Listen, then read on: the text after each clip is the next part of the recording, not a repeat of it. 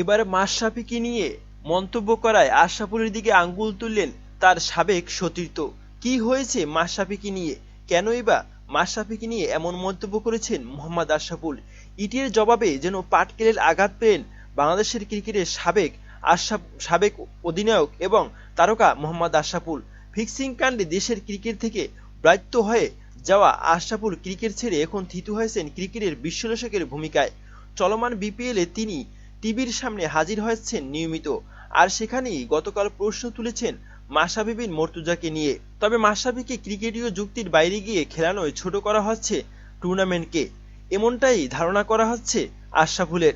তিনি বলেন, কিন্তু এইভাবে এই টুর্নামেন্ট আসলে সে কিন্তু খেলতে চাচ্ছিল না, মালিকেরা চাচ্ছে সে মাঠে দাঁড়িয়ে থাকুক। এটা আমার মনে হয় এই টুর্নামেন্টকে ছোট করা হচ্ছে। তবে এর বিপরীতে মাশরাফি খুব সংক্ষেপে উত্তর দিলেও ছেড়ে কথা বলেননি এই দুজনের আরেক সতীর্থ সৈয়দ রাসেল। নতুন বলে মাশরাফির পার্টনার ছিলেন রাসেল। একটা সময় দুজন মিলে সামলেছেন দেশের পেস বোলিং অ্যাটাক। নিজের এমন সময়ে সেই রাসেল কি পাশে পাচ্ছেন ম্যাশ? লাস্ট কয়েক বছরে প্রিমিয়ার লিগ বলেন আর বিপিএল বলেন খেলানোর জন্য এহেন কোনো কাজ নেই যেটা আশরাফুলের করে নাই লাস্ট প্রিমিয়ার লিগ। এ তো মোহামেডান এ আশরাফুলকে ম্যাচ খেলানো হয়নি বলে মাঠ ছেড়ে বাড়ি চলে যাওয়ার ঘটনা ঘটিয়েছিল। আর নিজের রান করার জন্য টিমকে ডুবানোর রেকর্ড তো আশরাফুলের থেকে বেটার আর কেউ নেই বাংলাদেশে। আরে ভাই, তোর তো বোঝা উচিত টিম এর মালিক যারা, তারা কিনা কোটি কোটি টাকা খরচ করে বিপিএলে, তারই চাইছে মাশরাফি খেলুক।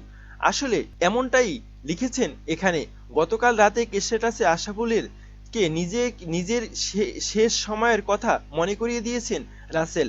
লাস্ট কয়েক বছর প্রিমিয়ার লিগ বলেন আর বিপিএল বলেন, যাই বলেন, সেখানে আশরাফুলের তেমন কোনো সুযোগ ছিল না এবং তেমন কোনো রেকর্ড ছিল না, সেটি মনে করিয়ে দিয়েছেন রাসেল। আর এখানেই ইটের জবাব পাটকেল দিয়ে দিল এবং মাশরাফির পাশে দাঁড়ালো রাসেল। আশরাফুলের এমন মন্তব্য আপনি কেমন চোখে দেখছেন এবং রাসেলের এমন মন্তব্য আপনি কেমন চোখে দেখছেন জানাতে পারেন কমেন্ট করে কমেন্ট বক্সে।